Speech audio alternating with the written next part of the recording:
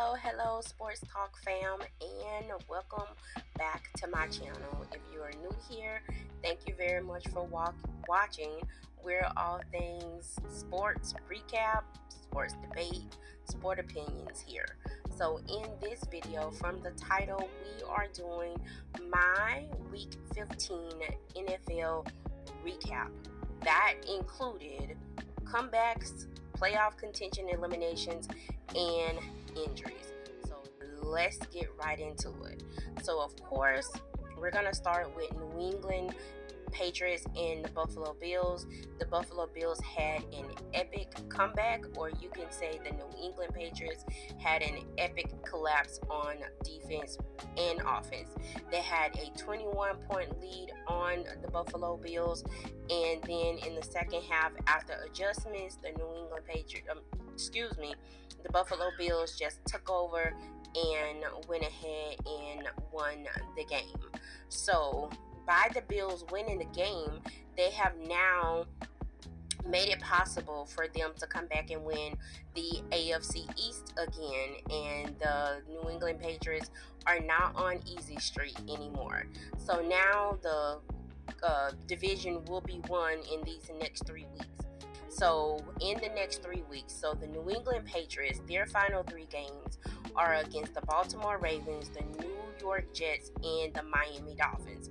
As we just learned today, the Miami Dolphins have benched Tua Tagovailoa because as I am recording this, it is December 17th of 2025. So they're going to be starting Quinn Ewers. Quinn Ewers did have some good play in the preseason, but we're going to see how this works out, and we'll see how long he will be the starting quarterback, whether or not they're just benching Tua for this game to see what they have in Quinn Ewers, or are they going to go with Quinn Ewers the rest of the season, which at this point, since they lost to the Pittsburgh Steelers on Monday, they don't look like they're going to be getting in the playoff or playoff contention. Of course, I don't see the Miami Dolphins moving on from Tua Tagovailoa. They still owe him $99 million, and they just signed him to a new contract. But hey, crazier things have happened, so we will see. So the New England Patriots, the last game of the season, they play the Miami Dolphins. Now, Buffalo's last 3 games of the season are against the Cleveland Browns, the Philadelphia Eagles, and the New York Jets.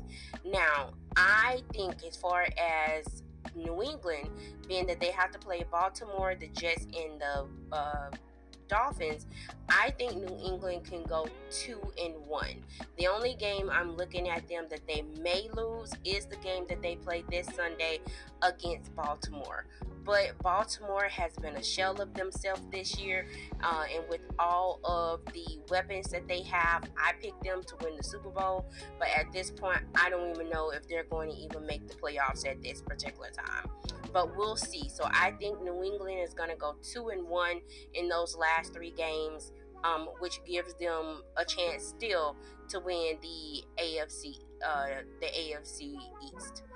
Second, Buffalo. Buffalo has Cleveland, Philadelphia, and the Jets. Same thing with Buffalo. I think that they also can go 2-1. They go 2-1. They will beat Cleveland. I think that they may lose to Philadelphia, and they will beat the Jets. But the Philadelphia game, to me, is where the wild card stands. Until last week, Philadelphia's offense had looked mediocre. So I think that there may be a chance as well that Buffalo goes 3-0 and they're able to sneak in and win the division over New England if they can win all 3 games outright. But of course, we'll see what happens. They still have aka Mr. Warrior himself, Josh Allen, put the team on my back, and I'm just gonna take us everywhere we can.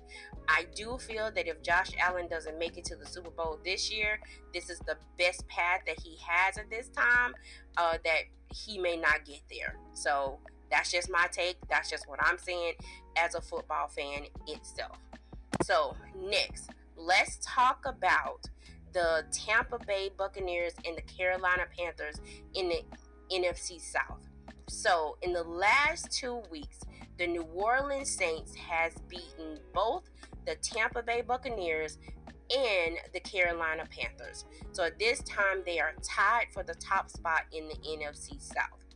Of course, we cannot not look at New Orleans, because they've showed us with Tyler Shuck the last 2 weeks that hey, of course that defense is still good on the other side with Cameron Jordan, Demario Davis, and Chase Young, Taylor in the back on the back end, and on the offensive side, they have been putting together drives, which is the reason why they've been able to beat the Tampa Bay Buccaneers and the Carolina Panthers in the last 2 weeks. So I think now the New Orleans Saints are 6-8, if I'm not mistaken, and both the Tampa Bay Buccaneers and the Carolina Panthers are both 7-7. So a few weeks ago, we were talking about the Carolina Panthers sneaking in above the Tampa Bay Buccaneers and winning the NFC South. But is it possible? Is it possible that the New Orleans Saints could sneak in above both the Tampa Bay Buccaneers and the Carolina Panthers and win the NFC South? You guys let me know if that's crazy, or if you think that that's doable for the Saints as well. So for Tampa Bay, their last 3 games of the season are against Carolina twice and the Miami Dolphins. For Tampa Bay, of course, I'm sorry, my bad, go back. So for Carolina, they played Tampa Bay twice and New Orleans once. For Tampa Bay, they picked Carolina twice and then the Miami Dolphins in between that. So it's either going to come down to Carolina, Tampa Bay, or New Orleans, depending on what they do. The NFC South, I thought, was not going to do anything this year. I thought that the Tampa Bay Buccaneers was going to have it wrapped up, and they do not. But of course, we know that they're injured on the defensive side of the ball, and they were on the offensive side of the ball to this past week when they just got some of their weapons back. But the NFC South may be a division for us to look at, because it may be some drama all the way to week 18 for the NFC South. Now, let's talk about playoff contention eliminations. The Vikings were eliminated from contention before they played the Cowboys on Sunday night.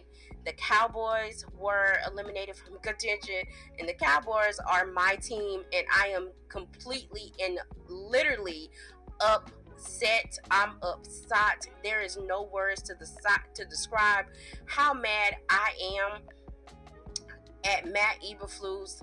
I feel Matt Eberflus should have been fired a long time ago. But then again, I don't know who we replace him with. But we got to do something better than what Matt Eberflus does. I don't understand how your offense scores 30 points a game and you give up 30 plus for 7 of the games that we played for this year. I am just completely over it and done with. At the beginning of the season, I told my husband and my son that they would not get me, and they did not get me, because I said we weren't going to make the playoffs in the beginning anyway. I'm just mad that the defense is so horrible, even after they got Quinnen Williams and they also got Kenny Clark. It really didn't make that much of a difference. So I just think that we just need to start completely over. New scheme, new players, everything on the defense. That's all they need to be looking for in the draft. But anyway, my bad. I'm sorry. That is just my rant for this video regarding my team, the Dallas Cowboys. Last but not least, we're going to talk about the injuries that happened. I already mentioned Devontae Adams in the beginning of the video with his hamstring injury, and of course he should be good to go for the playoffs going forward. But unfortunately, Micah Parsons and Patrick Mahomes both tore their ACLs. Of course, as of now, the Kansas City Chiefs are not going to the playoffs. That is a team that has been known for the last 10 years of playoff and Super Bowl, and they won't be. So it will be kind of different this year, being that they won't be there.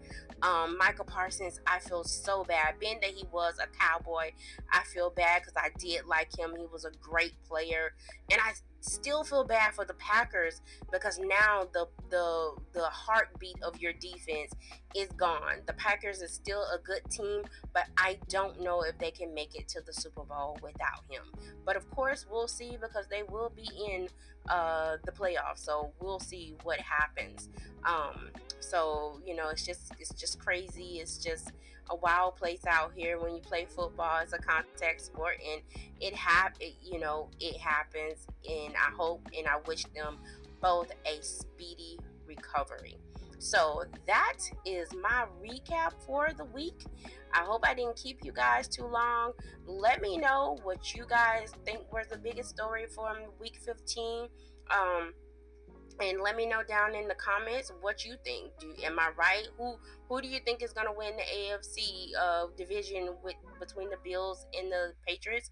And who's going to win the NFC South between the Tampa Bay Buccaneers, the Carolina Panthers, and now sneaking in the New Orleans Saints? So I can't wait to see what you guys tell me and interact with you guys in the comments. And until next time, you guys stay in the game.